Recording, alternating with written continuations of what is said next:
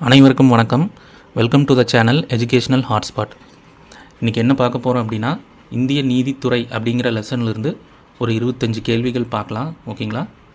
So இந்த lesson பார்த்தீங்கன்னா 12th புக்கில் 4th யூனிட்டில் கவர் ஆகிருக்கு. ஸோ முழுக்க நீதித்துறையினுடைய பரிணாம வளர்ச்சி பற்றி இந்த லெசனில் கவர் பண்ணியிருக்காங்க. ஓகேங்களா? ஸோ பண்டைய காலம் முதல் நவீன காலம் வரை நீதி வழங்கும் முறை எப்படி இருந்தது அப்படிங்கிறத பற்றி சொல்லியிருக்காங்க. அதே மாதிரி நவீன காலத்தில் அரசமைப்பு, நிர்வாக சட்டம், அதே மாதிரி இந்திய தண்டனை சட்டம் அதை பற்றி கொடுத்துருக்காங்க. அதே மாதிரி உச்சநீதிமன்ற, உயர்நீதிமன்ற அமைப்பு மற்றும் அதிகாரங்கள் மற்றும் செயல்பாடுகள் இதை பற்றி எல்லாம் இந்த லெசனில் கொஞ்சம் மேலோட்டமாக, அதாவது டைரெக்டாக உச்சநீதிமன்றம் உயர்நீதிமன்றம்னு பார்க்காம அதனுடைய பின்னணி என்ன, அது எப்படி நிறுவப்பட்டது அப்படிங்கிறத பற்றி கொடுத்துருக்காங்க. ஓகேங்களா? ஸோ வாங்க கொஸ்டின்ஸ் பார்க்கலாம். ஸோ பார்க்குறதுக்கு முன்னாடி இந்த சேனல் பிடிச்சிருந்தா உங்களுக்கு லைக் பண்ணி ஷேர் பண்ணுங்கள். அதே மாதிரி மறக்காமல் சப்ஸ்கிரைப் பண்ணிக்கங்க. ஓகேங்களா? முதல் கேள்வி பாருங்கள். கூட்டாட்சி அரசு முறை கொண்ட நாடுகளில் கூட்டாட்சியின் பாதுகாவலனாகவும் மத்திய மாநில அரசாங்கங்களுக்கிடையே எழும் அதிகார வரம்பு கருத்து வேறுபாடுகளுக்கு தீர்வு காண்பதாகவும் விளங்குவது எது? ஆப்ஷன்ஸ் பாருங்கள். சட்டமன்றம், ஆட்சித்துறை, நீதித்துறை, மேற்கண்ட அனைத்தும்.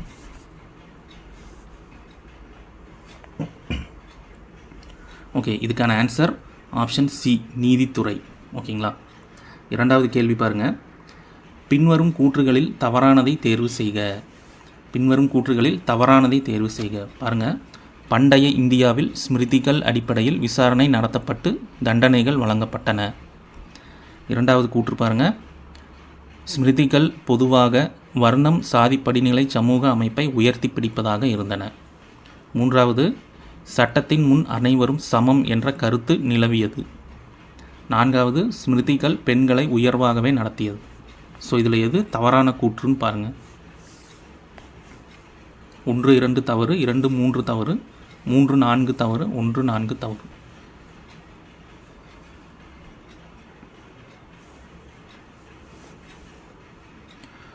ஓகே, இதுக்கான ஆன்சர் ஆப்ஷன் சி, 3, 4 தவறு. பாருங்கள். முதல் கூற்று, இரண்டாம் கூற்று சரி. மூன்றாவது கூற்றில் என்ன தவறு பாருங்கள். சட்டத்தின் முன் அனைவரும் சமம் என்ற கருத்து நிலவியது. ஸோ இது என்னென்னா, சட்டத்தின் முன் அனைவரும் சமம் என்ற கருத்து இருந்ததில்லை. ஓகேங்களா? ஸோ அதை தவறாக கொடுத்துருக்காங்க.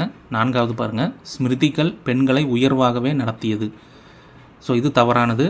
ஸ்மிருதிகள் பெண்களை கீழ்நிலை மனிதர்களாகவே நடத்தியது. ஓகேங்களா? ஸோ ஆப்ஷன் 3, 4 தவறானது. கீ ஆன்சரில் ஏ கொடுத்துருப்பேன். ஓகேங்களா? ஸோ அது மிஸ்டேக் ஆயிடுச்சு. ஆப்ஷன் சி தான் ஆன்சர். ஓகேங்களா? 3, 4 தவறு. சரியானதுன்னு கேட்டால் 1, 2 தவறு. சரியானது என்னென்னா 1, 2 சரி, தவறானது 3, 4 தவறு. ஸோ ஆப்ஷன் சி தான் ஆன்சர். ஓகேங்களா? மூன்றாவது கேள்வி பாருங்கள். பின்வரும் கூற்றுகளில் சரியானதை தேர்வு செய்க. பின்வரும் கூற்றுகளில் சரியானதை தேர்வு செய்க. முதல் கூற்று பாருங்கள். குற்றங்கள் நிகழ்வதை கட்டுப்படுத்த அளவுக்கு அதிகமான தண்டனைகளை பரிந்துரைத்தது அர்த்த சாஸ்திரம். இரண்டாவது, பல்லவர், பாண்டியர், சோழர் கால மகா சபைகளின் நீதி விசாரணை நடைமுறைகளில் பிராமணர்களும் தண்டிக்கப்பட்டனர். மூன்றாவது, அசோக பேரரசு போன்ற புத்த பேரரசுகள் பெரும்பாலும் ஸ்மிருதி முறைகளை பின்பற்றியது. நான்காவது, கைதிகளிடத்தில் மனிதாபிமானம் உடையவர்களாக இருக்கும்படி அறிவுறுத்தியவர் அசோகர். ஸோ இதில் எது சரியானதுன்னு பாருங்கள்.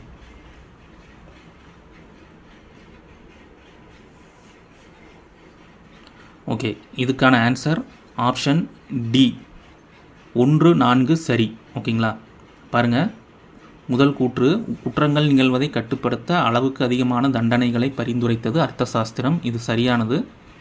இரண்டாவது பாருங்கள். பல்லவர், பாண்டியர், சோழர் கால மகா சபைகளின்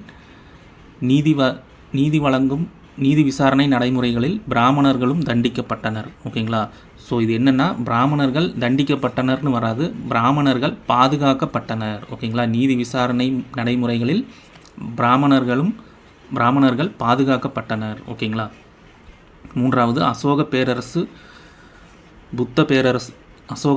போன்ற புத்த பேரரசுகள் பெரும்பாலும் ஸ்மிருதி முறைகளை பின்பற்றியது. இது தவறான கூற்று. பாருங்கள். ஸ்மிருதி முறைகளை புறம் தள்ளியது. ஓகேங்களா? அசோக பேரரசு போன்ற புத்த பேரரசுகள் பெரும்பாலும் ஸ்மிருதி முறைகளை புறம் தள்ளியது. இது தவறாக கொடுத்துருக்காங்க. 4வது பாருங்கள், கைதிகளிடத்தில் மனிதாபிமானம் உடையவர்களாக இருக்கும்படி அறிவுறுத்தியவர் அசோகர். இது சரியான கூற்று.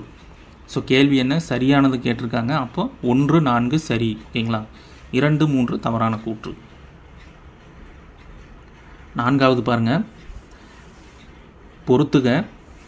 ஸோ இந்த பக்கம் நீதிமன்றம், ஸோ அதனுடைய பெயர்கள் இந்த சைடு பாருங்கள். மேல்முறையீட்டு உச்ச நீதிமன்றம், குடிமையியல் வழக்கு உச்ச நீதிமன்றம், மாநில தலைமை நீதிபதி நீதிமன்றம், தேச துரோக வழக்கு நீதிமன்றம்.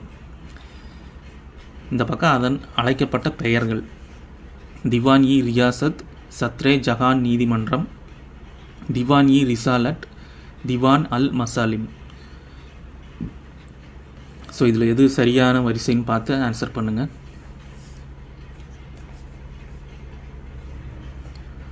ஓகே, 4வது கேள்விக்கு ஆப்ஷன் டி. ஓகேங்களா, பாருங்கள். மேல்முறையீட்டு உச்ச நீதிமன்றம் அப்படிங்கிறது திவான் அல் மசாலிம். குடிமையியல் வழக்கு உச்ச நீதிமன்றம் திவான்-இ ரிசாலட். மாநில தலைமை நீதிபதி நீதிமன்றம் சத்ரே ஜஹான் நீதிமன்றம்.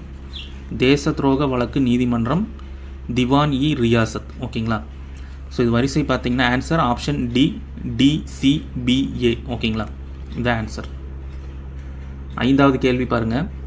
மதராஸ் மாநகராட்சி அமைப்பதற்கு கிழக்கிந்திய கம்பெனிக்கு அதிகாரமளித்த சாசன சட்டம் எது? மதராஸ் மாநகராட்சி அமைப்பதற்கு கிழக்கிந்திய கம்பெனிக்கு அதிகாரம் அளித்த சாசன சட்டம் எது? ஆப்ஷன்ஸ் பாருங்கள். 1683ஆம் ஆண்டு சாசன சட்டம், 1687 சாசன சட்டம், 1668 சாசன சட்டம், 1726 சாசன சட்டம். ஸோ இதில் எது மெட்ராஸ் மாநகராட்சி அமைப்பதற்கு கிழக்கிந்திய கம்பெனிக்கு அதிகாரமளித்த சாசன சட்டம்? ஆன்சர் பண்ணுங்கள்.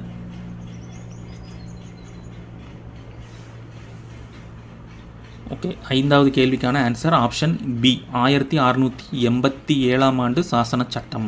ஓகேங்களா, ஸோ மற்ற ஆப்ஷன்ஸ் பாருங்கள். 1683 சாசன சட்டம் என்னென்னா, வணிகர்கள் கடலில் மேற்கொள்ளும் குற்றங்களை விசாரிக்க கடற்படை நீதிமன்றம் அமைக்கப்பட்டது. ஸோ அது 1683ஆம் ஆண்டு சாசன சட்டம் அடிப்படையில் இந்த கடற்படை நீதிமன்றமானது அமைக்கப்பட்டது. பி வந்து மதராஸ் மாநகராட்சி அமைப்பதற்கு அதிகாரமளித்த சாசன சட்டம். சி வந்து 1668ஆம் ஆண்டு சாசன சட்டம். இது என்ன அப்படின்னா, பம்பாயின் மீது கிழக்கிந்திய கம்பெனி நீதித்துறை அதிகாரம் செலுத்தியது. ஓகேங்களா, இந்த சாசன சட்டம் மூலமாக பம்பாயின் மீது கிழக்கிந்திய கம்பெனி தனது நீதித்துறை அதிகாரத்தை செலுத்தியது. ஓகேங்களா, இதுதான் 1668. அடுத்து 1726 என்ன அப்படின்னா, 3 மாகாணங்களிலும் ஒவ்வொரு மேயர் நீதிமன்றங்கள் அமைக்கப்பட்டது.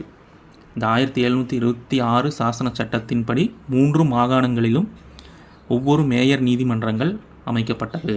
ஓகேங்களா, ஸோ 5வது கேள்விக்கு ஆன்சர் ஆப்ஷன் பி. 6வது பாருங்கள். கூற்று 1, 1801இல் பம்பாயிலும் 1824இல் மதராஸிலும் உச்சநீதிமன்றங்கள் நிறுவப்பட்டன. கூற்று 2 பாருங்கள். 1793ஆம் ஆண்டில் காரன்வாலிஸ் சட்டத் தொகுப்பு தயாரிக்கப்பட்டது. ஸோ இதில் எது சரியான கூற்றுன்னு பாருங்கள்.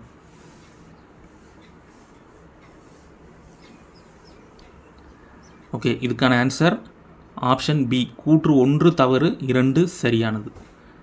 ஸோ என்ன தவறு பாருங்கள். 1801இல் பம்பாயிலும் 1824இல் மദ്രാஸிலும் உச்சநீதிமன்றங்கள் நிறுவப்பட்டன. ஸோ இது அப்படியே மாற்றி கொடுத்துருக்கோம். ஓகேங்களா, 1801இல் மദ്രാஸிலும் 1824இல் பம்பாயிலும் உச்சநீதிமன்றங்கள் நிறுவப்பட்டன. ஓகேங்களா, ஸோ அதுதான் தவறாக கொடுத்துருக்கு.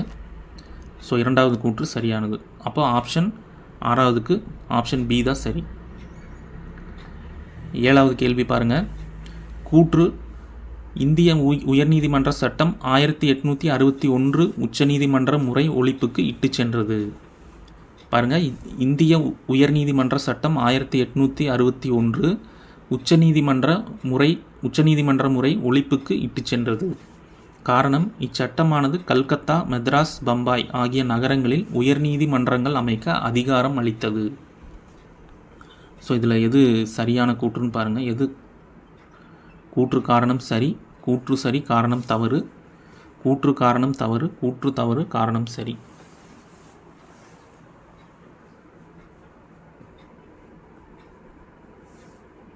ஓகே, இதுக்கான ஆன்சர் ஆப்ஷன் ஏ, கூற்று காரணம் இரண்டுமே சரியானது தான். ஓகேங்களா. 8வது கேள்வி பாருங்கள். இந்தியா விடுதலை அடைந்து அரசமைப்பு ஏற்கப்பட்ட காலத்தில் 7 உயர்நீதிமன்றங்கள் நிறுவப்பட்டிருந்தன. அதில் பொருந்தாத ஒன்றை தேர்வு செய்க. பாருங்கள், option A Punjab, option B Travancore, option C Andhra, option D Mysore. So 7 உயர்நீதிமன்றங்கள், அதில் பொருந்தாதது எது இந்த 4 ஆப்ஷனில்? ஓகே, இதுக்கான ஆன்சர் ஆப்ஷன் சி ஆந்திரா. ஓகேங்களா. ஸோ அதுதான் பொருந்தாதது. அப்போது அந்த 7 உயர்நீதிமன்றங்கள் எந்தெந்த மாகாணங்களில் இருந்தது அப்படின்னா பஞ்சாப், அஸ்ஸாம், ஒடிசா, ராஜஸ்தான், திருவாங்கூர், மைசூர், ஜம்மு அண்ட் காஷ்மீர். ஓகேங்களா. ஸோ ஆந்திர மாநிலம் இதில் பொருந்தாதது. ஓகேங்களா. அப்போ ஆன்சர் ஆப்ஷன் சி. 9வது கேள்வி பாருங்கள். உயர்நீதிமன்றங்களின் அதிகார வரம்பில் பெருமளவு மாற்றத்தை கொண்டு வந்த அரசமைப்பு திருத்தச் சட்டம் எது? உயர்நீதிமன்றங்களின் அதிகார வரம்பில் பெருமளவு மாற்றத்தை கொண்டு வந்த அரசமைப்பு திருத்தச் சட்டம் எது? 42வது சட்ட திருத்தம், 44வது, 46வது, 48வது எதுன்னு பாருங்கள்.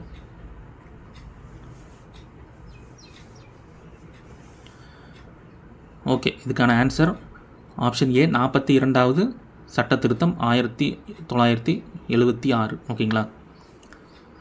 10வது கேள்வி பாருங்கள். பின்வரும் கூற்றுகளில் தவறானதை தேர்ந்தெடுக்கவும்.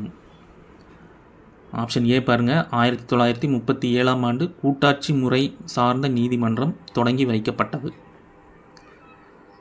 ஆப்ஷன் பி, இந்த நீதிமன்றம் ஒரு தலைமை நீதிபதியும் 7 நீதிபதிகளும் கொண்டிருந்தது. சி பாருங்கள், 1950ஆம் ஆண்டு இந்நீதிமன்றம் உச்ச நீதிமன்றமாக ஆனது. டி, அரசமைப்பு விதி 124 இந்திய உச்ச நீதிமன்றம் அமைக்க வழிவகை செய்தது. ஸோ இதில் எது தவறானது பாருங்கள். ஓகே, இதுக்கான ஆன்சர் ஆப்ஷன் பி. அதாவது இந்த நீதிமன்றம் ஒரு தலைமை நீதிபதியும் 7 நீதிபதிகளும் கொண்டிருந்ததுன்னு இருக்குது. ஸோ ஆக்சுவலாக என்னென்னா ஒரு தலைமை நீதிபதியும் 6 நீதிபதிகளும் கொண்டிருந்தது. ஓகேங்களா. ஸோ அங்கே 7ங்கிறது தவறு. ஸோ ஆன்சர் ஆப்ஷன் பி தான் தவறானது. மற்ற 3 கூற்றுகளும் கரெக்ட். ஓகேங்களா. 11 பாருங்கள். கூற்று இந்திய கூட்டாட்சி இரட்டையாட்சி அமைப்பு முறை மற்றும் இரட்டை நீதித்துறை அமைப்பையும் கொண்டுள்ளது. இந்திய கூட்டாட்சி இரட்டையாட்சி அமைப்பு முறை மற்றும் இரட்டை நீதித்துறை அமைப்பையும் கொண்டுள்ளது. காரணம், உயர்நீதிமன்றங்களும் உச்ச நீதிமன்றமும் அரசமைப்பின் கீழ் ஒருங்கிணைந்த நீதித்துறையாக செயல்பட்டு அனைத்து குடிமையியல் குற்றவியல் வழக்குகளுக்கு தீர்வு காண்கிறது.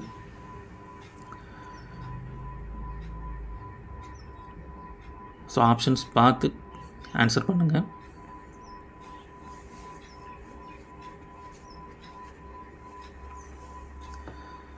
ஓகே, இதுக்கான ஆன்சர் ஆப்ஷன் டி, கூற்று தவறு, காரணம் சரி. ஓகேங்களா. ஸோ கூற்றில் என்ன தவறு பாருங்கள். இந்திய கூட்டாட்சி இரட்டையாட்சி அமைப்பு முறை மற்றும் இரட்டை நீதித்துறை அமைப்பை கொண்டுள்ளதுன்னு இருக்குது.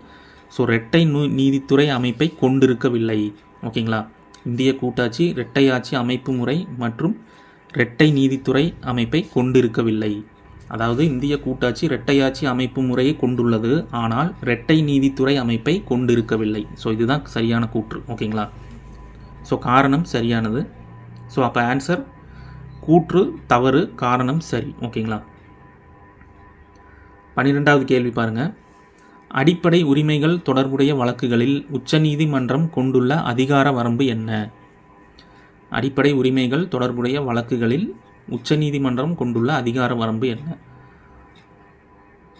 ஆப்ஷன்ஸ் பாருங்கள். அசல் நீதித்துறை அதிகார வரம்பு, மேல்முறையீட்டு அதிகார வரம்பு, ஆலோசனை வழங்கும் அதிகார வரம்பு. ஆப்ஷன் ஏ, பி இரண்டும்.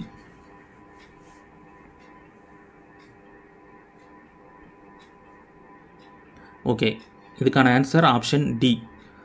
ஆப்ஷன் ஏ, பி ரெண்டுமே சரியானது. ஓகேங்களா. அதாவது அடிப்படை உரிமைகள் தொடர்புடைய வழக்குகளில் அசல் நீதித்துறை அதிகார வரம்பும் கொண்டுள்ளது, மேல்முறையீட்டு அதிகார வரம்பும் கொண்டுள்ளது. ஓகேங்களா. ஸோ அப்போ அந்த அசல் நீதித்துறை அதிகார வரம்பு அப்படின்னா உச்ச நீதிமன்றத்தின் அனைத்து வழக்குகளுக்கும் பொதுவான அதிகார வரம்பு இந்த அசல் நீதித்துறை. ஓகேங்களா. அதே மாதிரி மத்திய மாநில அரசுகளுக்கு இடையே எழும் சிக்கல்கள் அல்லது மாநிலங்களுக்கு இடையே எழும் சிக்கல்களையும் உள்ளடக்கியது தான் இந்த அசல் நீதித்துறை அதிகார வரம்பு. ஓகேங்களா?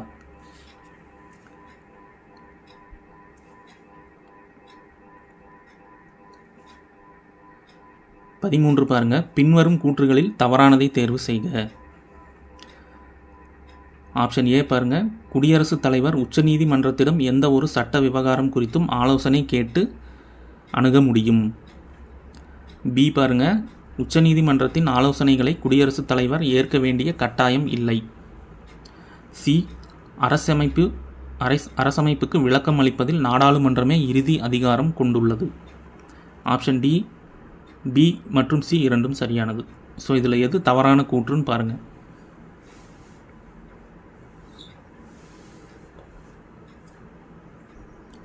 ஓகே, 13வது கேள்விக்கு ஆன்சர் ஆப்ஷன் சி. ஓகேங்களா? அரசமைப்புக்கு விளக்கம் அளிப்பதில் உச்சநீதிமன்றமே இறுதி அதிகாரம் கொண்டுள்ளது. ஸோ இங்கே நாடாளுமன்றம்னு இருக்குது, அது தவறானது. ஓகேங்களா? ஸோ 13க்கு ஆன்சர் ஆப்ஷன் சி.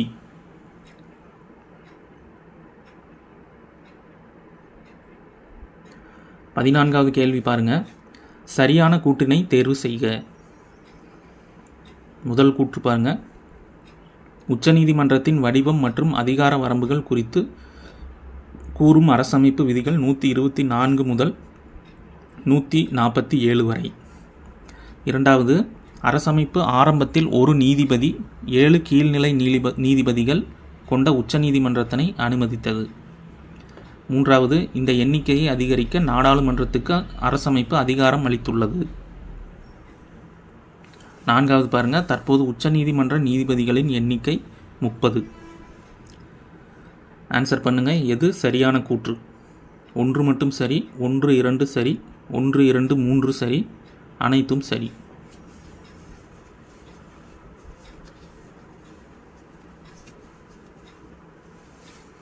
ஓகே, இதுக்கான ஆன்சர் ஆப்ஷன் சி, 1, 2, 3 மட்டும் சரியானது. அப்போ நான்காவது என்ன பாருங்கள், தற்போது உச்சநீதிமன்ற நீதிபதிகளின் எண்ணிக்கை 30ன்னு இருக்குது.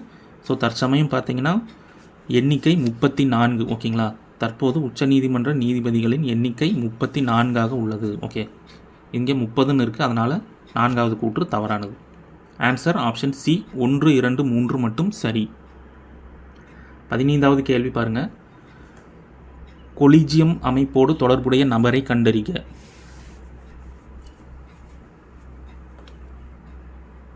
கொலிஜியம் அமைப்போடு தொடர்புடைய நபர்.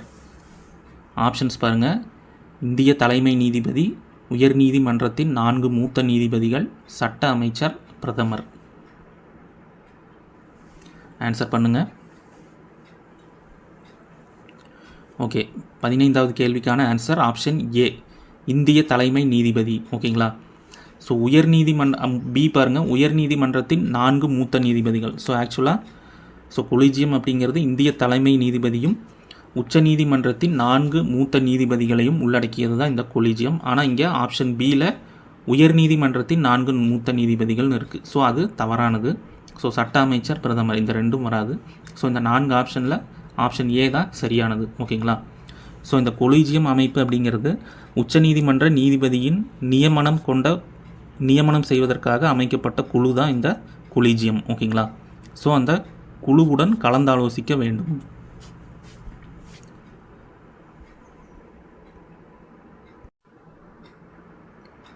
அடுத்த கேள்வி பாருங்கள், 16வது. ஒருவர் உச்சநீதிமன்ற நீதிபதியாக நியமிக்கப்பட பின்வரும் தகுதிகளுள் சரியானதை தேர்வு செய்க. ஒருவர் உச்சநீதிமன்ற நீதிபதியாக நியமிக்கப்பட பின்வரும் தகுதிகளுள் சரியானதை தேர்வு செய்க. உயர்நீதிமன்ற நீதிபதியாக 10 ஆண்டுகள், உச்சநீதிமன்ற வழக்குரைஞராக 10 ஆண்டுகள், குடியரசுத் தலைவரின் கருத்தில் தலை சிறந்த சட்ட நிபுணராக இருக்க வேண்டும். மேற்கண்ட அனைத்தும். ஸோ இதில் எது சரியானதுன்னு பாருங்கள்.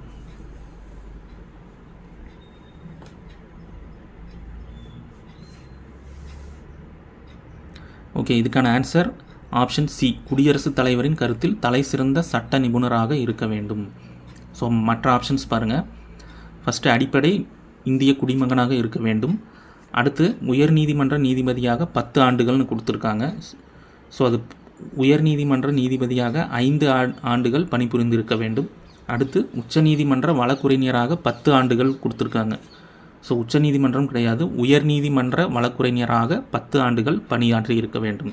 ஸோ அதாவது ஆப்ஷன் ஏ அல்லது ஆப்ஷன் பி, இந்த ரெண்டுமே தகுதியானது தான். இந்த ரெண்டில் ஏதோ ஒரு தகுதி இருந்தாலே போதுமானது.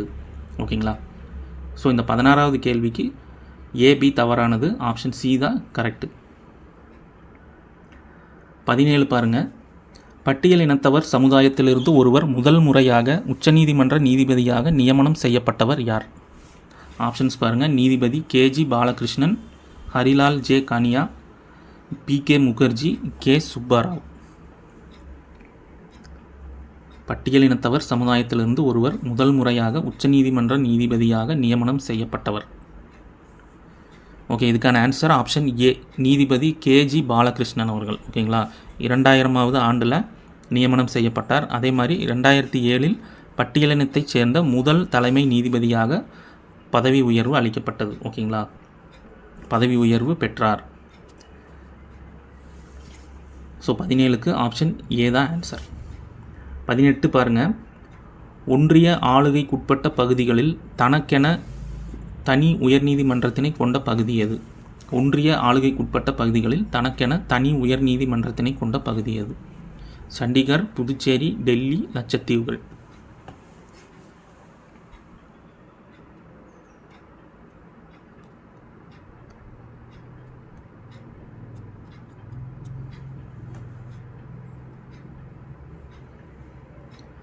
ஓகே, இதுக்கான ஆன்சர் ஆப்ஷன் சி. ஓகேங்களா? டெல்லி. ஸோ டெல்லி மட்டும்தான் ஒன்றிய ஆளுகைக்குட்பட்ட பகுதிகளில் தனக்கென தனி உயர்நீதிமன்றத்தினை கொண்டுள்ளது. ஓகேங்களா? ஸோ மொத்தம் 7 யூனியன் பிரதேசங்கள் இருக்குது. ஸோ பார்த்தீங்கன்னா அந்தமான் நிக்கோபார் தீவுகளுக்கு கொல்கத்தா உயர்நீதிமன்றம். ஓகேங்களா? சண்டிகருக்கு பஞ்சாப் அண்ட் ஹரியானா உயர்நீதிமன்றம், தாத்ரா நாகர் ஹவேலிக்கு மும்பை உயர்நீதிமன்றம், ஜம்மு காஷ்மீர் மற்றும் லடாக் ஸ்ரீநகர் மற்றும் ஜம்மு பொதுவான உயர்நீதிமன்றம். ஓகேங்களா? லட்சத்தீவுக்கு கேரள உயர்நீதிமன்றம், புதுச்சேரிக்கு சென்னை உயர்நீதிமன்றம். ஓகேங்களா?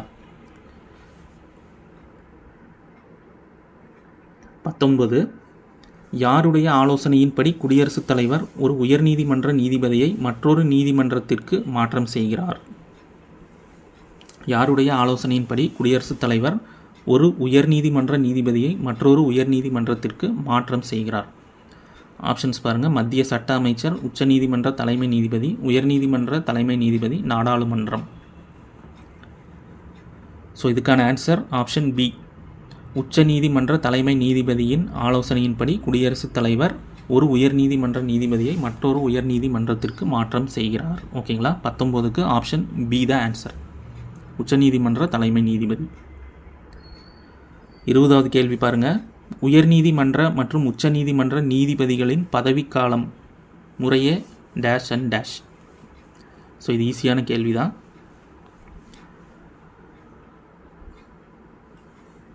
ஓகே, இதுக்கான ஆன்சர் ஆப்ஷன் சி, உயர்நீதிமன்ற நீதிபதிகளின் பதவிக்காலம் 62 வயது வரை, உச்சநீதிமன்ற நீதிபதிகளின் பதவிக்காலம் 65 வரை. ஓகேங்களா? ஸோ இதுக்கான ஆன்சர் ஆப்ஷன் சி, 62 மற்றும் 65. ஓகேங்களா? ஸோ அடுத்த கேள்வி பாருங்கள். பொறுத்துக. ஸோ இந்த பக்கம் நீதி பேராணைகள், ஸோ அந்த பக்கம் அதுக்குரிய விளக்கங்கள் பாருங்கள். தடையுறுத்தும் நீதி பேராணை, நெறியுறுத்தும் நீதி பேராணை, ஆட்கொணர்வு நீதி பேராணை, ஆவணக்கேற்பு நீதி பேராணை. ஸோ இந்த பக்கம் தனிநபர் சுதந்திரம், விளக்கம் கோருதல், நீதிமன்ற அதிகார வரம்பு, கடமையை செய்தல். ஆன்சர் பண்ணுங்கள்.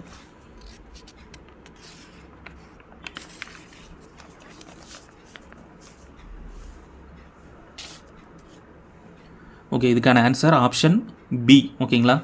பாருங்கள். தடையுறுத்தும் நீதி பேராணை அப்படிங்கிறது நீதிமன்ற அதிகார வரம்பு. நெறியுறுத்தும் நீதி பேராணை கடமையை செய்ய வற்புறுத்துவது, அதாவது கடமையை செய்ய நெறியுறுத்துவது. ஆட்கொணர்வு நீதி பேராணை தனிநபர் சுதந்திரம். ஓகேங்களா? ஆவணக்கேற்பு நீதி பேராணை விளக்கம் கோருதல். ஓகேங்களா? ஸோ இதுக்கான ஆன்சர் ஆப்ஷன் பி, CDAB. ஓகேங்களா? 22 பாருங்கள். சரியான இணை அல்லது இணைகளை தேர்வு செய்வோம். உயர்நீதிமன்ற பொதுநல வழக்கு விதி 216, உச்சநீதிமன்ற பொதுநல வழக்கு விதி 32, நடுவர் நீதிமன்ற பொதுநல வழக்கு விதி 133.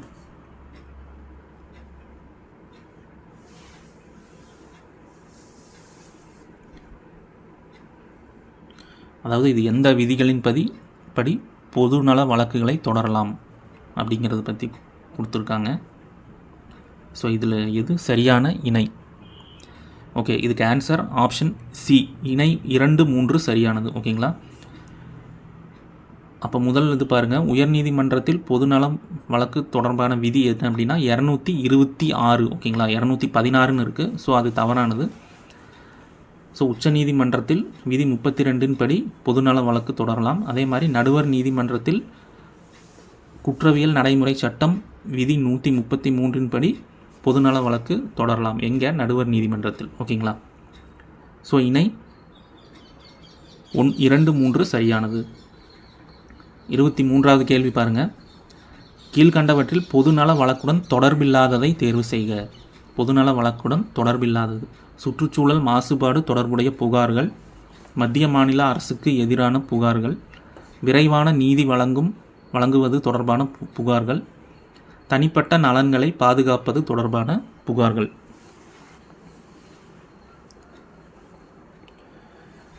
ஓகே, இதுக்கான ஆன்சர் ஆப்ஷன் டி, தனிப்பட்ட நலன்களை பாதுகாப்பது தொடர்பான புகார்கள். ஸோ இது பொதுநல வழக்கில் வராது. ஓகேங்களா?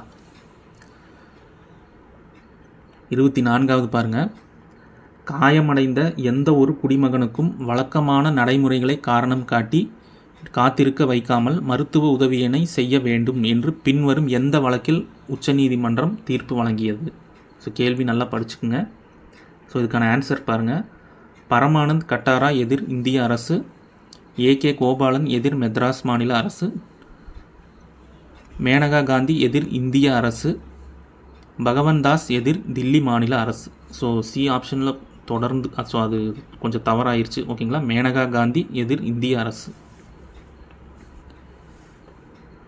ஸோ இதுக்கான ஆன்சர் பாருங்கள், ஆப்ஷன் ஏ, பரமானந்த் கட்டாரா எதிர் இந்திய அரசு. ஸோ இந்த வழக்கில் தான் அந்த கேள்விக்கு இருக்குது பாருங்கள். காயமடைந்த எந்த ஒரு குடிமகனுக்கும் வழக்கமான நடைமுறைகளை காரணம் காட்டி காத்திருக்க வைக்காமல் மருத்துவ உதவியினை செய்ய வேண்டும் என்று கூறப்பட்டுள்ளது. ஓகேங்களா?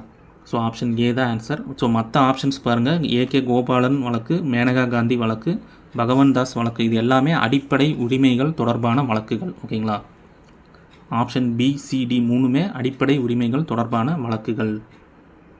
25வது கேள்வி பாருங்கள், லாஸ்ட் கொஸ்டின். பின்வரும் கூற்றுகளை ஆராய்க. முதல் கூற்று பாருங்கள். ஜுடிஷியல் ஆக்டிவிசம் என்ற சொல்லினை அறிமுகப்படுத்தியவர் ஆர்தர் ஷெல்சிங்கர் ஜூனியர். இரண்டாவது, ஆஸ்திரிய நாட்டில் மாநில தலைமை நீதிமன்றங்களே உச்சநீதிமன்றம் என அழைக்கப்படுகிறது. மூன்றாவது, இராணுவ வீரர்களை இந்திய குற்றவியல் சட்டத்தின் அடிப்படையில் தண்டிக்க முடியாது. அடுத்து, இந்தியாவில் குற்றவியல் சட்டம் அமலுக்கு வந்த ஆண்டு 1872. ஸோ இதில் எது சரி, எது தவறு அப்படின்னு பாருங்கள்.